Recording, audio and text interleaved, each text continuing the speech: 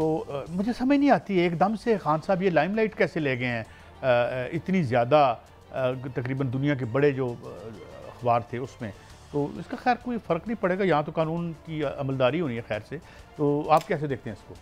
कारी साहब देखें, ये जो अपना ट्रेंड्स होते हैं या जिस तरह पॉपुलैरिटी होती है, ये एक सैलाब की मानत होती है। जिस तरह देखें अनफॉर्चुनेटली हमारे यहाँ सैलाब आया हुआ है, तो उसके आगे अब पुल खड़ा आ जाए वो उसको भी उड़ा के ले जाता है, मकान आ जाए उसको भी उड़ा के ले जाता है। मैं समझता हूँ कि जिस तरह एक लफ्ज़ आपने सुना होगा, आप तो पढ़ाते भी रहे, मॉब मेंटालिटी, इसी तरह एक पॉलिटिकल साइकी होती है।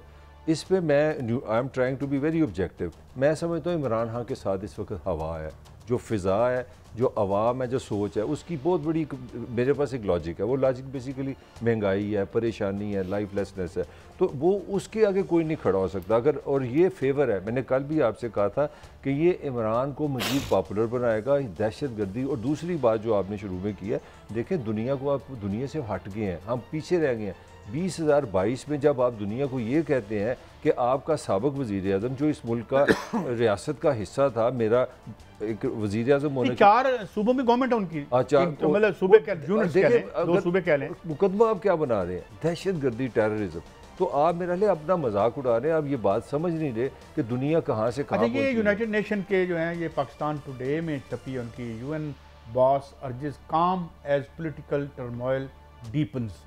तो ये इसका मतलब है कि ये आवाज़ पाकिस्तान एक अहम मुल्क है, स्ट्रेटेजिकली उसकी प्लेसमेंट है, तो वो अब जाहिर है कि वहाँ तक ये आवाज़ जा रही है। नहीं कारी साहब देखिए, एक और चीज़ भी समझने वाली है, आपस में बैठ क्यों नहीं जाते? नहीं, वो उसमें बाद में आते हैं। मैं समझता पहले थोड़ी इसको हम डिस्कस कर लें। देखें, ये जो वाकई दुनिया वैसे वीज़ा नहीं देती है गरीब मुल्कों को, मगर ये इंफॉर्मेशन की दुनिया। थोड़ी देर मैं आपके रोक रहा हूँ, ये BBC है, इमरान सॉरी दोबारा तो कहिएगा किधर गया। तो वो Pakistan police charge XPM under terrorism act. तो ये बहुत बड़ी बात है कि वो ये कह रहे हैं कि टेररिज्म एक्ट इट कैरीज अब आई थिंक कैपिटल पनिशमेंट।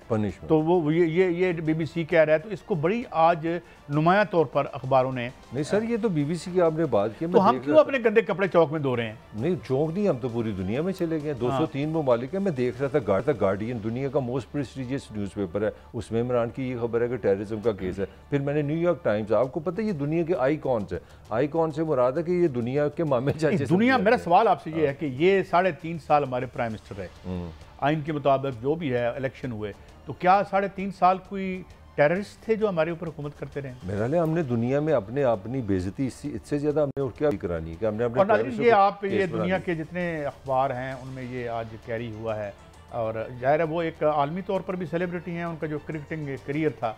हाँ, हम ये फैसला नहीं कर सकते कि जो उन पर चार्जेस लगे हैं वो गलत हैं या सही हैं, वो तो अदालत आलिया का काम है। हम यहाँ पे कोई, हमारा मलिक साहब ये मनसब नहीं है कि हम किसी को सजा दें या किसी को कर दें, लेकिन बहरहाल ये अटेंशन ले रहा है। क्या कहेंगे साहब? खुदा का वास्ता है, आप इस दुनिया में जो सबसे ज़्यादा जो नापसंदीदा लफ्ज़ है ना, वो सितंबर 11 से वो टेररिस्ट का निकला है। टेररिस्ट आप इंडियन फिल्में देख लें, अमेरिकन फिल्में देख लें, दुनिया का लिटरेचर पढ़ लें। मैं एक इमेज की बात करूँ, और दुनिया परेशान है कि दुनिया की 5वीं बड़ी पॉपुलेशन, उसका प्राइम मिनिस्टर जिसकी 4 सूबों में हुकूमत है, पॉपुलर आदमी, टेररिस्ट का उस पर उसकी हुकूमत ने मुकदमा बना दिया। मुझे तो समझ नहीं आती कि मेरे सामने शहबाज शरीफ साहब बैठे हो, मैं उनसे कहूँ यार खुदा का वास्ता है, ये पॉलिटिकल लड़ाई को आप अपनी इस सतह पे पूरी दुनिया में जग सही अपनी करा रहे हैं। अब मैं आपकी पॉइंट की तरफ आता हूँ, ये बैठते क्यों नहीं है? इसलिए नहीं बैठते कि ये समझते हैं कि हम निगोशिएशन करके, हम वोट को इज़्ज़त दे के, इलेक्शन को इज़्ज़त दे के पाकिस्तान को आगे ले जाना नहीं चाह रहे। ये चाह रहे हैं कि इमरान खान पे टेररिज्म का केस हो, तो इन अदालत हो, इलेक्शन कमीशन हो, तो शाहखाना हो, वो इस तरह मर जाए, पोलिटिकली ना मरे। ये मैं बात कर रहा हूं। ये है कि PDM के अंदर भी सुना है कि डिसेंट की आवाज़ें आई होना चाहिए। एक बात तो ये भी मेरे ख्याल उन्होंने कर दी है इस बात की तरदीद जरदारी साहब ने कि इमरान खान साहब की गिरफ्तारी की मुखालफत उन्होंने की है शायद। ये नहीं सर, इस तरह की चीज़ें आप ऑन रिकॉर्ड तो नहीं ना कहते, आप खुद समझदार हैं कि एक इंटरनल जो ओपिनियन होता है उसमें सारी 13 की 13 इत्तेहादी नहीं कह रहे कि इमरान को आप गिरफ्तार करें, और उसमें कई लोगों की ये वॉइस है कि यार आप प्रोसेस में चलने देना, लेट दी वोट डिसाइड। जो मेरा और आपका आर्गूमेंट है कि पाकिस्तान को किसने रूल करना है, किसने वहाँ से निकलना है, वो वोट फैसला करेगा। और हमने नहीं सीखा, हमने मुजीबुर रहमान से नहीं सीखा, हमने जुल्फ़िकार अली भुट्टो से नहीं सीखा, हमने गिलानी से नहीं सीखा। हम वज़ीर आज़मों को अदालतों से निकालते रहे मगर वो निकले नहीं। भुट्टो की रूह आज भी हमारे अंदर है। मुझे एक बता दें, आपका मेरे से ज़्यादा पॉलिटिकली अंडरस्टैंडिंग है, क्या अदालती फैसलों से आप सियासत का रुख बदल सकते हैं? आप मुझे इसका जवाब दें। देखिए उसमें वो गलत ही होगा, देखें, जब आप इसको तारीख़ के अमल को जब हमने रोकने की कोशिश की, मैं आपको मिसालें देता हूँ कि आप ये देखें कि अफ़गानिस्तान में हमने तारीख़ के अमल को रोकने की कोशिश की। अमेरिका बहादुर ने वहाँ एक इंटरनल रेवोल्यूशन हुआ था, तो क्या नतीजा निकला? उसमें से शाम निकला, उसमें से 9/11 निकला, उसमें से पूरे ग्लोब पे दहशतगर्दी फैल गई।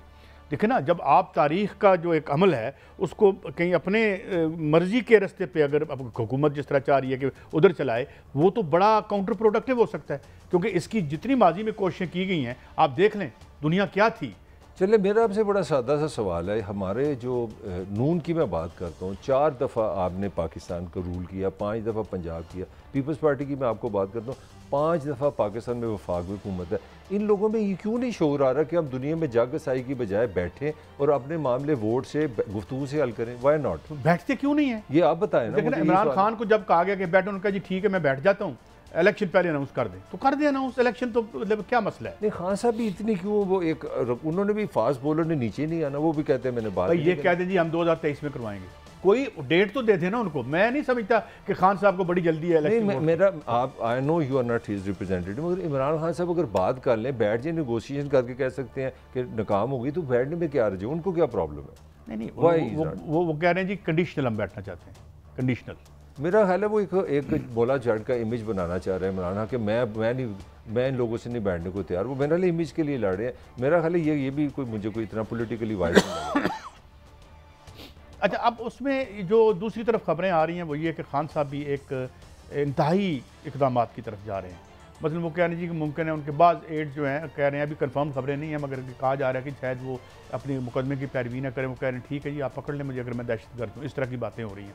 तौहीन अदालत का जो केस है उस हवाले से जो मैंने सुना है, उनकी तकरीर तो मैंने नहीं सुनी क्योंकि आई नहीं थी उस दिन, तो उसमें जो हमें बताया गया वो ये कहा गया कि उन्होंने कहा जी हम कानूनी चाराजोई करेंगे। मे बी ओवरटोन्स ठीक ना हो, लहजा ठीक ना हो उनका, कि हम जिस तरह खान साहब बोलते हैं, लेकिन ये बात यहाँ इनकॉर्पोरेट हुई कि जनाब हम आपके खिलाफ कानूनी चाराजोई करेंगे। Does that fall with in the category of? पहले तो मैं आपको खबर दे दूँ ना, जो आज का इजलास हुआ उसमें खान साहब की टोन वही फास्ट बॉलर वाली है, वो बाउंसर मारने वाली, छड़ांगा नहीं। ये आज बड़ा सख्त उनका पॉइंट ऑफ व्यू था। वो कहीं वो लचक नरमी कहीं नज़र नहीं आ रही। मुझे लगता है कि अग्रेशन नज़र आ रहा है, मुझे कॉन्फ्लिक्ट नज़र आ रहा है। मुझे लगता है कि पंजाब वर्सेस वफाक बढ़ेगा, केपी के वर्सेस। ये मुझे याद आ गया कि उन्होंने पर्चे वहाँ भी करवा दिए हैं। तो वही मैं कह रहा हूँ, आप यानी जो KPK में प्राइम मिनिस्टर साहब के खिलाफ पर्चा हो गया, वजीर दाखिला साहब के खिलाफ पर्चा हो गया, कुछ और भी हुए हैं। तो आप किधर जा रहे हैं? आपकी पार्टी में जो, मैं ये नहीं कह रहा कि शहबाज शरीफ की पार्टी और वो इत्तेहादी बड़े शरीफ है, वो भी यही चीज़ है। वहाँ पे ये बहस हो रही है, आप सुन के रह रहे हैं कि PTA के कुछ लोगों का ख्याल है कि जनाब अगर बनी गाला इस्लामाबाद में है, वहाँ पे शहबाज की हुकूमत है, तो जाती हमारा किसके मतहत है? हम हमारे मतहत। हम इस तरह इंतहाई यानी इंतहाई ऑप्शंस की बातें हो रही जी। पंजाब में गवर्नर राज लगा दें, ये कर दें, वो कर दें। उधर से जो PTI है वो प्रेशर डाल रही है पंजाब गवर्नमेंट पे। आज मैंने कहीं बयान देखा फवाद चौधरी साहब का कि जिसमें वो थोड़ा सा इशारा मिलता था कि जी आप वो कुछ नहीं कर रहे जो आपको करना चाहिए। तो मैं समझता हूँ कि कोई बीच में जाके इसको इन पोजीशन से वापस आना चाहिए। मेरा ख्याल है इसमें देखें, एक चीज़ बड़ी अफसोसनाक है। मुझे लगता है जैसे मैं मास्टर उस्ताद बन गया, गुफ्तगू का ये मतलब नहीं होता आप किसी से इम्प्रेस हो गई या आपने अपना किसी को दे दिया। अगर Imran Khan as a opposition कह लें या एज ए पाकिस्तान की पॉलिटिकल पार्टी, वज़ीर आज़म पाकिस्तान में, शहबाज शरीफ की बात नहीं कर रहा, वज़ीर आज़म से बैठ के अपना बात कर लें तो उसमें क्या हर्ज है? आप ये कह सकते हो हमारा डिसएग्रीमेंट हो गया। ये जो अमल है ना कि बात ही नहीं करनी, मैंने बैठने नहीं, ये चोर है, ये तो ऐसा है कि दूसरे को इस सियासत से, एक ने दूसरे को और दूसरे ने पहले को सियासत में से निकाल के दम लेना है, एक इस तरह का तसुर आ रहा है। और चूंकि पाकिस्तान एक न्यूक्लियर स्टेट भी है मलिक साहब, और चूंकि पाकिस्तान की जो एक सिचुएशन है जहाँ पे ये प्लेस्ड है वो बड़ी इंपॉर्टेंट है, उधर अफगानिस्तान है,